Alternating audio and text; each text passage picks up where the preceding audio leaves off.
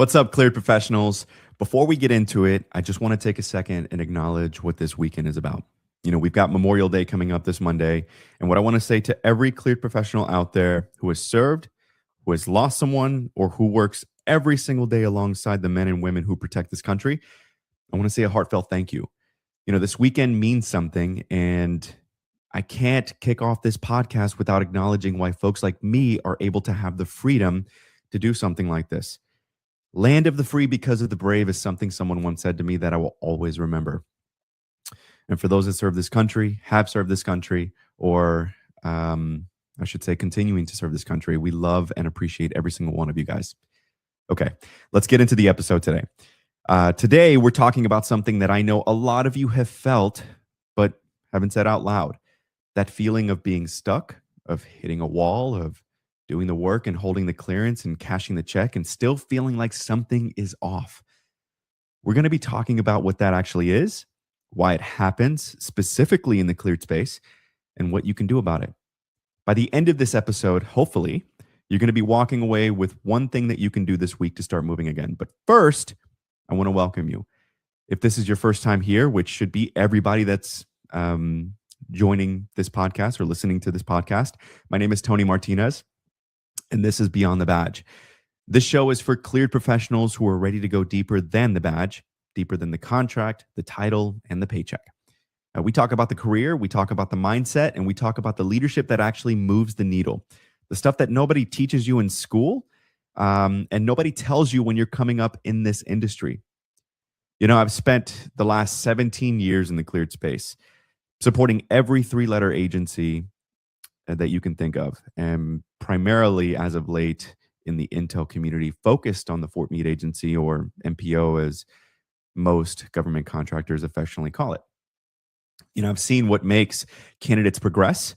I've seen great people with great backgrounds fall short, not because of their technical skills, but because of everything else. That's what this show is about, okay? So let's get into today's episode, and let's talk about this. So you're good at your job.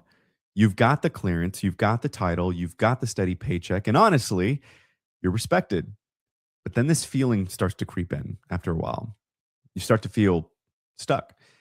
You feel like you've hit a wall, a plateau, and you start to wonder, is this it? Well, here's the thing. That career plateau, it's not a dead end. It's actually a mirror, and it's showing you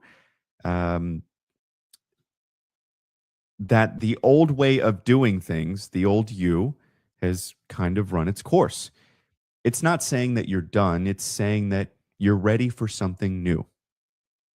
What I would say to you at that point, when you feel that, it's time to evolve.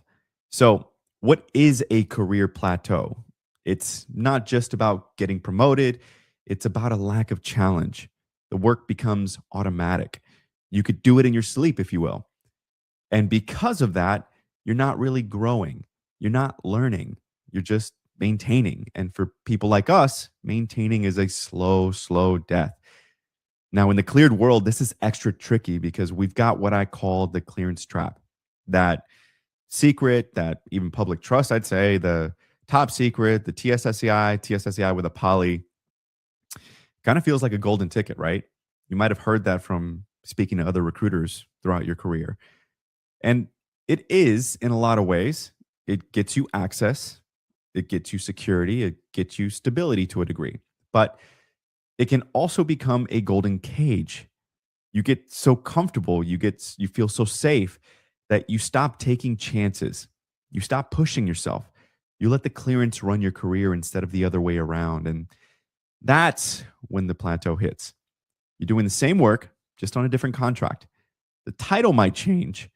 The company name on your badge changes, but the core of what you do, it's the same. And honestly, your soul starts to feel it after a while. Your ambition starts to fade, and you feel like a cog in a machine. A highly paid cog in some instances, a highly cleared cog in other instances, but at the end of the day, it's still a cog. So, how do you get out of it? I think it starts with a shift in how you think.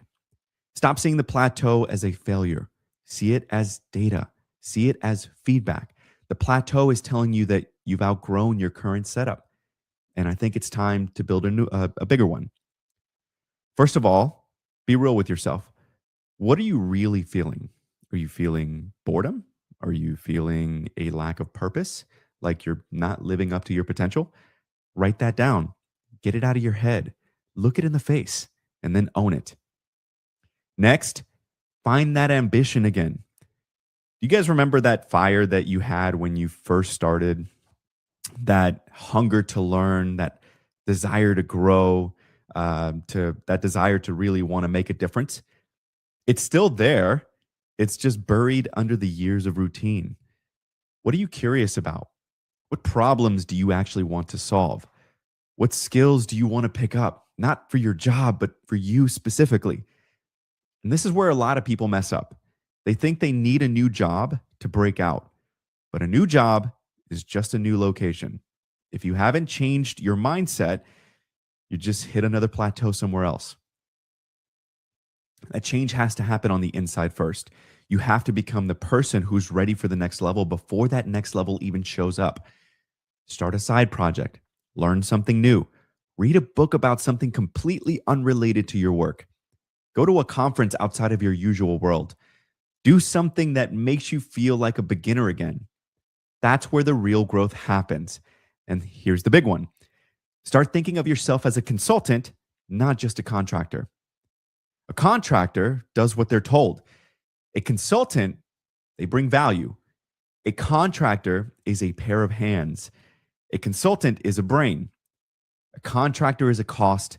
A consultant is an investment. When you start thinking like a consultant, you look for problems to solve, not just tasks to check off a list. You think about the bigger picture.